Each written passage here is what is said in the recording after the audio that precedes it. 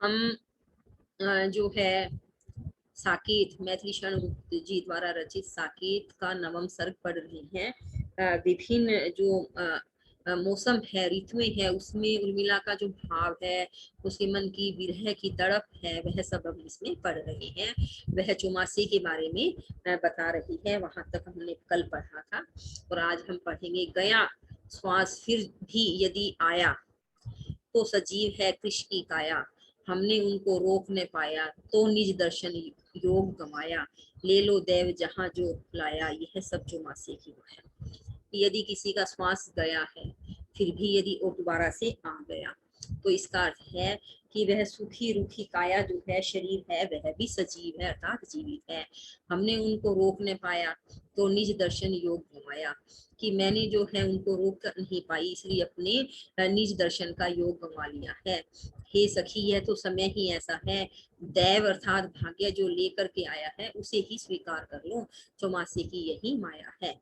फिर कहती है, पथ तक जकड़े हैं झाड़ियां डाल घेरा, पथ तक जकड़े हैं डालियां डाल घेरा। उपवन वंसा हा हो गया आज मेरा, प्रियतम वनचारी गेहे में भी रहेंगे। कह सखी मुझसे वे लौट के क्या कहेंगे, कि आज जो है झाड़ियां चारों तरफ घेरा डाल करके सारे रास्ते को जकड़े हुए हैं। यह जो उपवन है, बगीचा है, यह भी आज मेरा वन जैसा हो गया है। मेरे प्रियतम जो वनचारी है, वन में रहने वाले हैं, वे घर में भी रहेंगे। हे सखी, बस इतना बता कि वे लौट कर मुझे क्या कहेंगे। करे परिष्कृत माली ने आली यह उद्यान, करते होंगे गहन में प्रियतम इसका ध्यान।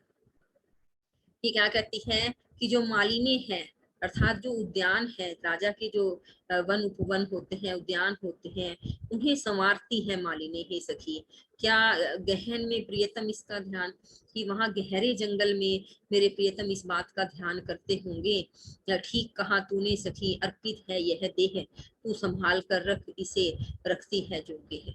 कि यह तू सखी ठीक कहती है कि मेरे स्वामी को मेरी यह देह भी समर्पित है।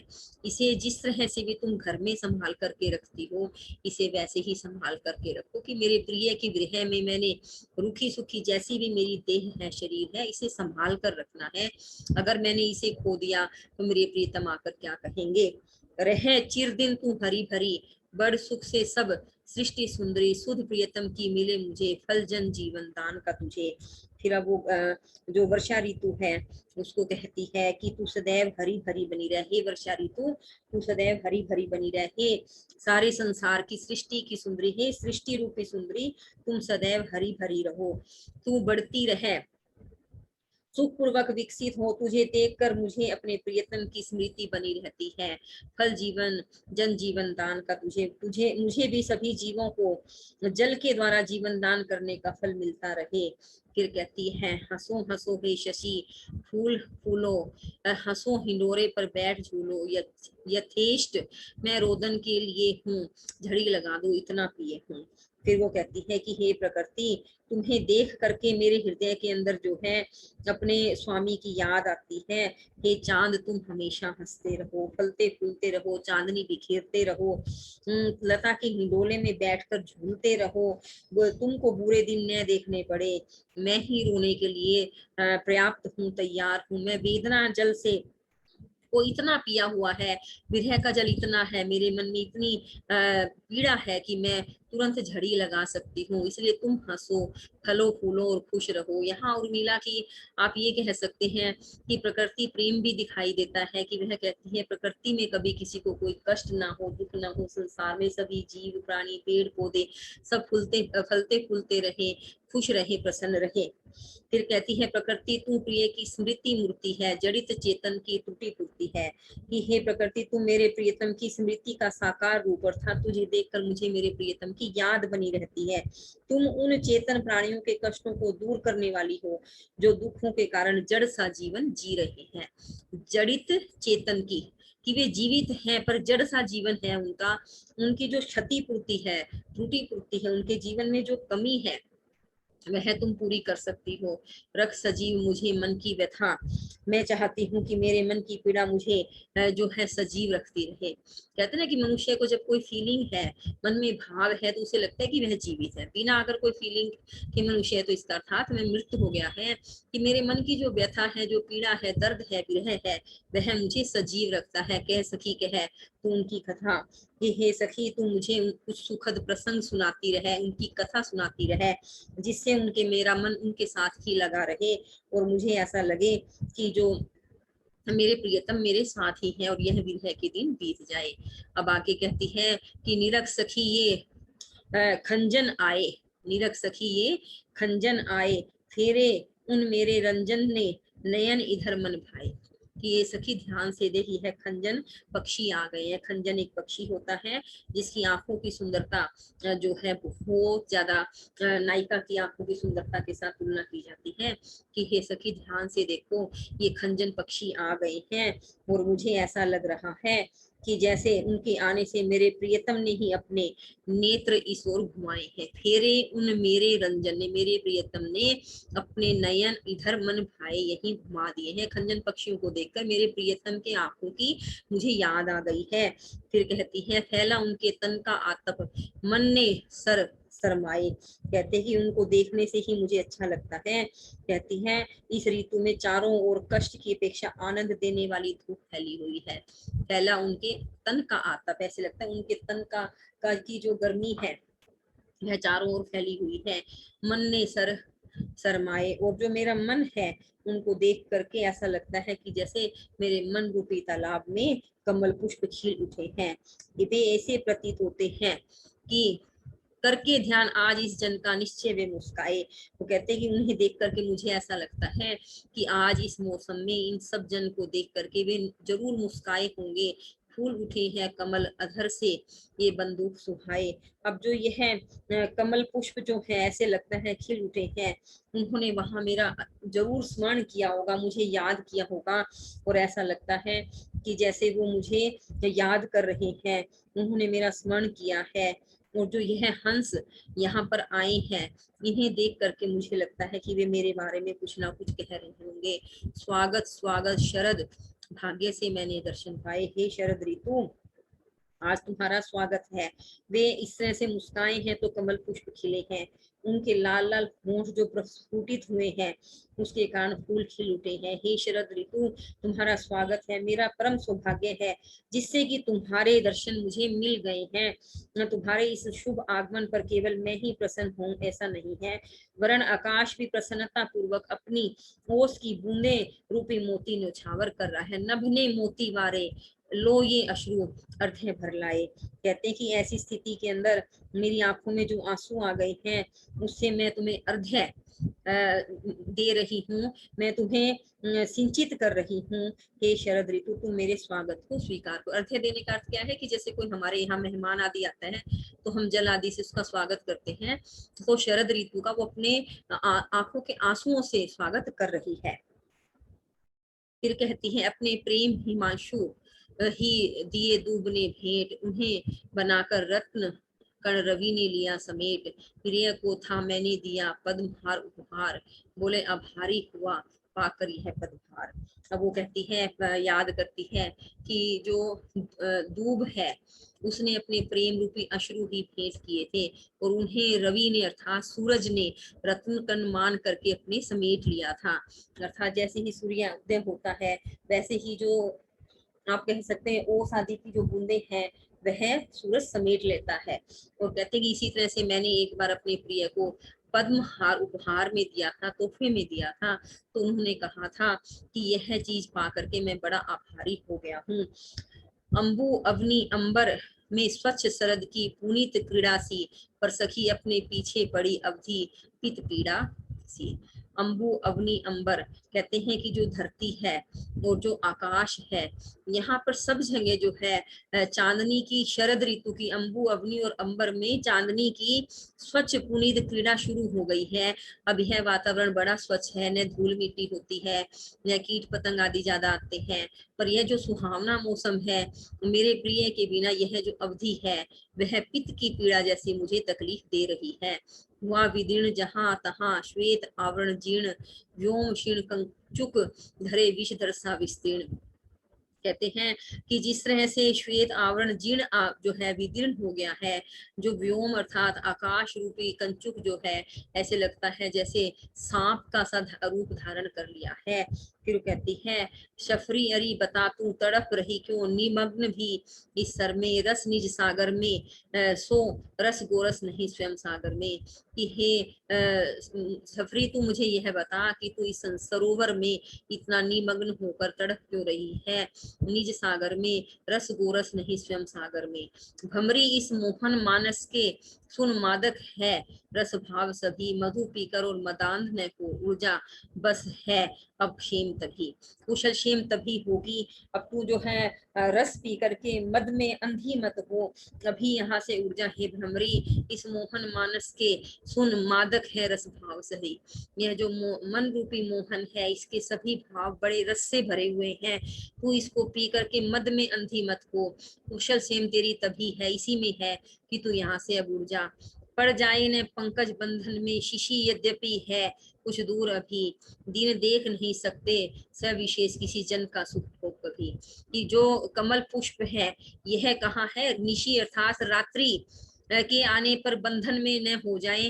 हालांकि रात्रि अभी कुछ दूर है, लेकिन जब तक ये जो कमल पुष्प जहाँ तू रस ले रही है, पान कर रही है, मद में अंधी हो रही है, अगर तुम इस यह फूल बंद हो जाएंगे, कमल के पुष्प की यह खास बात होती है कि सूर्योदय के साथ ही खिलता है और सूर्य अस्त होता है तो वह बंद हो जाता है।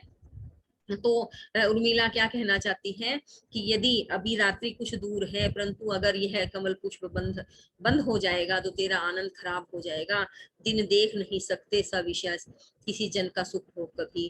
कहते हैं संसार का नियम है कि किसी भी व्यक्ति का जो सुख का भोग है वह ज्यादा लंबे समय तक कोई देख नहीं सकता। तो ज्यादा सुख में मस्त नहीं होना चाहिए, उससे थोड़ा दूर चले जा। इस उत्पल से काय से इस उत्पल से काय में हाय उपल से प्राण, रहने दे वक्त ध्यान यह पावे ये दृग त्राण। कहते हैं कि हे बुगले यह जो समय है इसमें हमारे छोटा सा प्राण है, हे बगुले इस बात को रहने दे, कभी हमारे दृग अर्थात आंखों में जान न आ जाए, तकलीफ न हो जाए। हंस छोड़ाए कहाँ मुक्ताओं का देश, यहाँ बंदनी के लिए लाए क्या संदेश। हे हंसो तुम जो है मोतियों का देश कहाँ पर छोड़ करके आ गए हो, इस विरह बंदनी के लिए क्या संदेश लाए हो।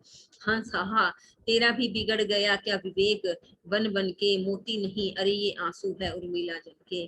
कि हंस क्या तुम अपना जो विवेक है वह खो बैठे हो, तुम तो दूध और पानी को भी अलग कर सकते हो, तुम्हारा विवेक इतना अच्छा है, तो क्या आज वह बिगड़ गया है, तुम यह ध्यान नहीं दे रहे हो। यह उर्मिला के आंखों से बहने वाले आंसू है, मोती नहीं है। चली क्रोंच माला कहाँ लेकर बंदरवार, किस सुकृति का द्वार वह जहाँ मंगलाचार। हे क्रोंच पक्षी तुम यह बंदरवार लेकर बंदरवार की तरह से आप पंक्ति में कहाँ जा रहे हो, किस सुकृति का द्वार वह जहाँ मंगलाचार। कहाँ ऐसा द्वार है जहाँ मंगल आचरण हो रहा है, तुम कहाँ जा रही हो। फिर वो कहती है तुम कहाँ जा रही हो, शशि गोमुखी गंगा रहे, कुरीरी मुखी करुणा यहाँ, गंगा जहाँ से आ रही जा रही करुणा वहां। कहते कि हे सखी गोमुखी गंगा रहे और कुरीरी मुखी करुणा यहाँ, यहाँ पर तो सिर्फ करुणा ही है, जहाँ से गंगा आ रही है मेरी करुणा वहां जा रही है। कोक शोक मत कर हे तात, कोकी कष्ट में हूं मैं भी तो सुन तू मेरी बात। और फिर वो कहती है हे कोक पक्षी तुम शोक न करो, हे तात तुम कष्ट न करो, यह शोक करने का अवसर नहीं है। वरण वियोग को धैर्य धैर्य पूर्वक सहने और स्वीकार करने का अवसर है। मैं भी कष्ट में हूँ, तुम यह बात ध्यान से सुनो। इस वक्त धैर्य ही रखना है, अवसर आने दे, सहले यह उत्पात। यह अच्छा अवसर अपने सामने आने दे, इसमें तू यह उत्पात को सहन कर ले। मेरा सुप्रभात वह तेरी सुख सुहाग की रात। कहते हैं कि जब मेरे जीवन में भी कोई सुप्रभात आएगा तो इसमें यहाँ कष्ट में अकेली नहीं हूँ, दूसरे कष्ट भोगने वालों में तू मेरी भी गिनती कर सकती है। मैं भी अपने प्रियतम के वियोग में अत्यंत दुखी हूँ। आज जो चारों ओर से तेरे ऊपर अत्याचार हो रहा है उसे सहले, धैर्य धारण कर सोच ले, इस वियोग के बाद संयोग का अवसर भी आएगा।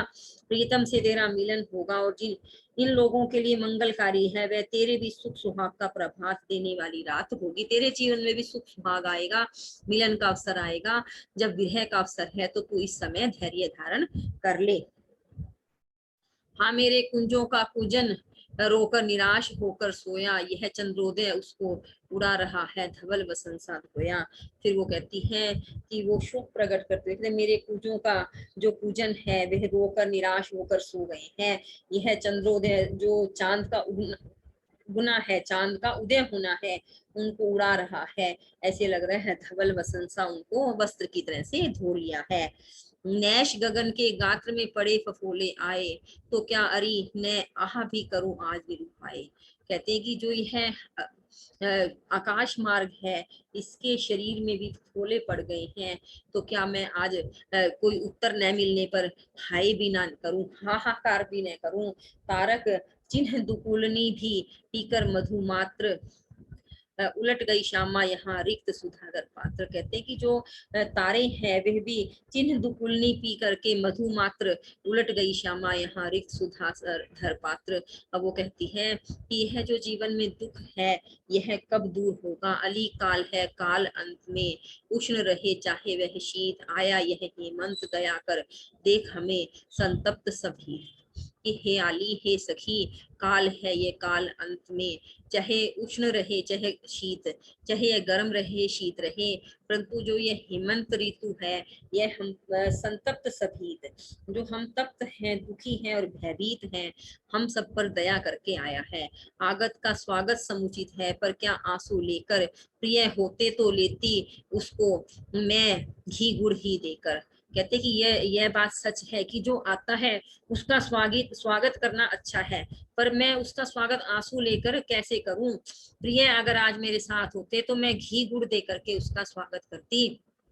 कहती है कि जो हेमंत ऋतु आई है ऐसे में स्वागत करना चाहिए, लेकिन मैं स्वागत कर नहीं पा रही हूँ, क्योंकि प्रिय के विरह में मैं आंसुओं से उसका स्वागत कैसे करूं। पाक और पकवान रहे, अब गया स्वाद का अवसर बीत, आया है यह हेमंत दया कर देख हमें संतप्त सबीत। कहते हैं कि यह जो पाक बनवाना अर्थात अनेक प्रकार के जो पकवान बनाने थे और जो उनका स्वाद चखना था उसका शायद अवसर ही बीत गया है। प्रिय के विरह में मुझे किसी चीज में स्वाद आता ही नहीं है। यह जो हेमंत है हमें संतप्त और सभीत देख करके हमारे सामने आया है। हे ऋतु वर्य क्षमा कर मुझको, देख दैन्य यह मेरा, करता रहे प्रतिवर्ष यहाँ तो फिर अपना फेरा। कि हे ऋतुराज मुझे क्षमा कर दो, मैं तुम्हारा स्वागत नहीं कर पा रही हूँ, पर तुम मुझे मेरा दैन्य देख करके, मेरी दीनहीन दशा देख करके क्षमा कर दो। तुम हर वर्ष आते रहना, अपना फेरा डालते रहना, जब मेरे प्रिय मेरे सामने होंगे तब मैं जो है तुम्हारा स्वागत पूरी खुशी से कर पाऊंगी। फिर कहती है ब्याज सहित ऋण भर दूंगी मैं, आने दे उनको हे मीत, आया है ये हेमंत दया कर देख हमें संतप्त सवित। जैसे ही मेरे प्रिय मेरे पास आएंगे मैं ब्याज सहित ऋण भर के तुम्हें स्वागत करूंगी, आने दे उनको हे मीत, हे मेरे मित्र हेमंत, तुम उनको आने की इंतजार कर, तुम हर साल पग फेरा करने आते रहना और मैं तुम्हारा स्वागत बहुत खुशी से करूंगी। यह जो हेमंत है यह हमें संतप्त और सभीत देख करके यहाँ आया है। सीसी करती हुई पार्श्व में पाकर जब जब मुझको अपना उपकारी कहते थे मेरे प्रीतम तुझको। कहते हैं कि जब भी सीसी करते हुए पार्श्व में जा जा करके जब तब मैं मुझको कुछ भी परेशानी होती थी तब मेरे प्रीतम जो है तुम्हें अपना उपकारी समझते थे। कंवल ही संवल है अब तो, ले आसन ही आज पुनीत, आया है यह हेमंत दया कर, देख हमें संतप समीत। अब तो जो कंबल है वह ही एकमात्र सहारा है, यह पुनीत और पवित्र आसन ग्रहण करो। यह हेमंत जो है, यह शिशिर ऋतु जो है, मुझे संतप्त और सभीत देख करके आई है। काल गुरु की सुरभि उड़ाकर मानो मंगल तारे, हंसे हसंती में खिल खिल कर अनल कुसुम अंगारे। कहते हैं कि आज जो है सुरभि अर्थात सुगंध उड़ा करके मानो सभी तारे मंगल गीत गा रहे हों, हंसे हसंती से खिल खिल कर अनल कुसुम अंगारे। जो यह हवा है यह भी ऐसे लगता है, पुष्प भी ऐसे लगता है जैसे अंगारे उड़ेल रहे हों। आज धुधुकी में मेरी भी ऐसी ही उद्दीप्त अदीत, आया है यह हेमंत दया कर, देख हमें संतप सदित। आज जो मेरे अंदर धुकधुकी सी है वह बड़ी उद्दीप्त और अतीत सी है। कहते कि यह हेमंत जो है हमें बड़ा संतप्त देख करके, सभीत हो करके, भयभीत होते हुए करके हमारे पास आया है। अब आतप सेवन से कौन तपस्या मुझे न यूं छलतूं, तब पानी में बैठा सखी चाहे तो वहीं चल दूं। अब वो कहती है कि यह जो आतप है अर्थात विरह की जो अग्नि है, इसमें कौन सी तपस्या है, तू मुझे इस तरह से छल मत। तप पानी में बैठा सखी चाहे तो वहीं चल तू, कि जहां पर तपस्या जो है पानी में बैठी अर्थात जहां गर्मी न लगे, हे सखी मुझे वहां लेकर चल। नाइन रहने दे तू, तेल नहीं चाहिए मुझे तेरा, तनु चाहे रूखा हो, मन तो सुसने पूर्ण है मेरा। कि हे नाइन आज मुझे तेल भी नहीं चाहिए अर्थात तेल की मालिश भी नहीं करवानी है, मेरा शरीर चाहे रूखा सूखा है, तेरे मेरे मन के अंदर पूर्ण स्नेह भरा हुआ है। मेरी दुर्बलता क्या दिखा रही तू अरी मुझे, दर्पण में देख निरख मुख मेरा, वह तो धुंधला हुआ स्वयं ही क्षण में। कि आज तू मुझे दर्पण दिखा करके मेरी दुर्बलता क्या दिखा रही है, मेरा मुख देख वह तो स्वयं एक क्षण में धुंधला हो गया है। एक अनोखी मैं ही क्या दुबली हो गई सखी घर में, देख पद्मनी भी तो आज हुई नाल शेष निज सर में। कहती कि मैं अपने घर में अकेली मैं ही ऐसी नहीं हूँ जो दुबली हो गई है, कमजोर पड़ गई है। यह पद्मनी कमलिनी जो है वह अपनी नाल से दूर हो गई है सरोवर के अंदर। तो कहते ये तो विरह चीज ही ऐसी है। पूछी थी सुकाल दशा मैंने आज देवर से, कैसी हुई उपज कपास ईख धान की, बोले इस बार देवी देखने में भूमि पर दुगनी दया सी हुई इंद्र भगवान की। मैंने जो है यह कहा कि सुकाल मतलब काल की दशा कैसी है, मैंने अपने देवर से पूछा था कपास ईख धान आदि की उपज कैसी हुई है, तो उन्होंने यही कहा कि इस बार जो है इंद्र भगवान की धरती पर ऐसे लगता है दुगनी दया हुई है। पूछा यही मैंने एक ग्राम में तो कृषकों ने अन्न गुड़ गोरस की वृद्धि ही बखान की। कहते हैं कि जब मैंने गांव में कृषकों से किसानों से पूछा तो उन्होंने अन्न गुड़ गोरस की वृद्धि जो है बढ़ रहा है इसी बात का बखान किया। अर्थात देश में हमारे राज्य में हरियाली है, हरा भरा है, किंतु स्वाद कैसा है न जाने इस वर्ष आए, यह कह रोई एक अबला किसान की। कहते चारों तरफ वृद्धि हो रही है, हरियाली है, सब चीज है, लेकिन न जाने इस वर्ष हर चीज में स्वाद कैसा है, वह कुछ अच्छा सा नहीं लग रहा। इस तरह से कहकर एक जो कृषक अबला है वह रोने लग गई।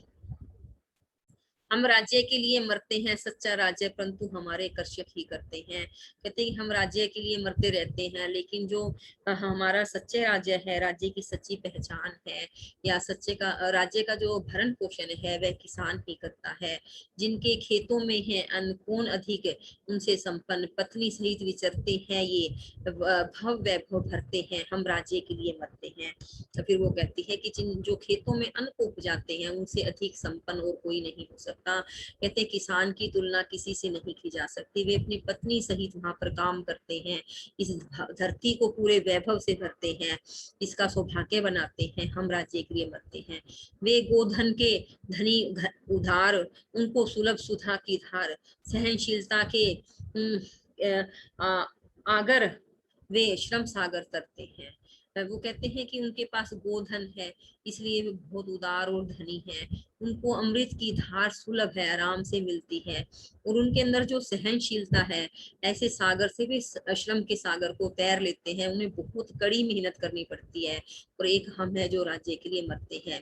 यदि वे करें उचित है गर्व, बात बात में उत्सव पर्व, कहते हैं कि अगर वे खुद पर घमंड करते हैं तो यह बहुत अच्छी बात है। हर बात बात पे उन्हें उत्सव करने का, पर्व मनाने का हक है। हमसे प्रहरी रक्षक जिनके, वे किससे डरते हैं, हम राज्य के लिए मरते हैं। कहते हैं कि जब उनकी रक्षा करने वाले बहुत अच्छे प्रहरी हैं तो उन्हें किसी का डर नहीं है। हम अपने राज्य के लिए ही मरते हैं। करके मीन मेख सब और, किया करे बुध वाद कठोर। फिर कहते हैं शाखामयी बुद्धि तज कर वे भूल धर्म धरते हैं, हम राज्य के लिए करते हैं। वे कोई चारों तरफ मीन मेख करके अपनी कोई, आप कह सकते हैं कि किसी तरह का वाद विवाद कठोर करके, अपनी बुद्धि को तज करके वे मूल धर्म धरते हैं। कि एक अनाज उगाना जो है एक मूल धर्म है। वो किसी तरह का वाद विवाद नहीं करते, तर्क कुतर्क नहीं करते, कठोर मेहनत करते हैं और फिर वो मीन मेख नहीं निकालते। वो अपना कार्य कर्म बहुत अच्छे से करते हैं और हम राज्य के लिए मरते हैं। होते कहीं वही हम लोग, कौन भोगता फिर ये भोग, उन्हीं अन्नदाताओं के सुख आज दुख हरते हैं। कहती है कि अगर कहीं उनकी स्थिति में हम लोग होते तो यह सुख कौन भोगता, उन अन्नदाताओं के सुख आज दुख हरते हैं। कि वे जो हैं हम सबके दुखों का हरण करते हैं, हम राज्य के लिए मरते हैं। प्रभु को निष्कासन मिला, मुझको कारागार, मृत्यु दंड उन तात को, राज्य तुझे धिक्कार। कहते कि इस राज्य के कारण ही प्रभु श्री राम को बन जाना पड़ा, उन्हें राज्य से निष्कासन मिला। और मुझे कारागार जैसी ही है जिंदगी है। और मेरे जो ससुर हैं उन तात को, मेरे पिता को मृत्यु दंड ही मिला गया। हे राज्य तुझे धिक्कार है। 14 चक्कर खाएगी जब यह भूमि अभग, घूमेंगे इस और तब प्रियतम प्रभु के संग, प्रियतम प्रभु के संग आएंगे तब हे सजनी, अब दिन पर दिन गिनो और रजनी पर रजनी। कि जब यह धरती जो है 14 चक्कर खा लेगी, उस समय मेरे प्रियतम जो है प्रभु के साथ इस ओर आएंगे। और प्रियतम जब प्रभु के साथ आएंगे तब हे सजनी, और तब तक के लिए दिन भी गिनो और रात भी गिनो, दिन पर दिन और रात पर रात गिनो।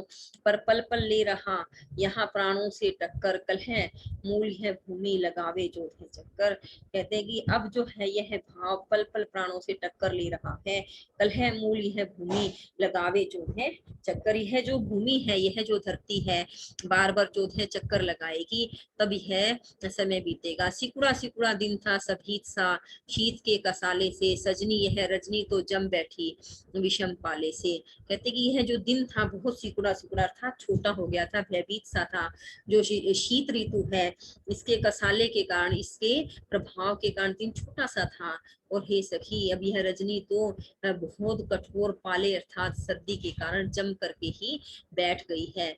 आए सखी द्वार पटी हाथ से हटा के प्रिय, वंचक भी वंचित से कंपित विनोद में, और देखो तनिक तुम्ही तो परिधान है, बोले डाल रोम पट मेरी इस गोद में। हे सखी, कहते हैं कि जब मेरे प्रिय साथ थे तो अपने हाथ में द्वार पटी अर्थात पर्दे को हटाकर अपने हाथ से यहाँ आए थे। और फिर बोले कंपित विनोद अर्थात एक मजाक करते हुए बोले कि यह जो परिधान है इसको तुम ओढ़ करके तो देखो।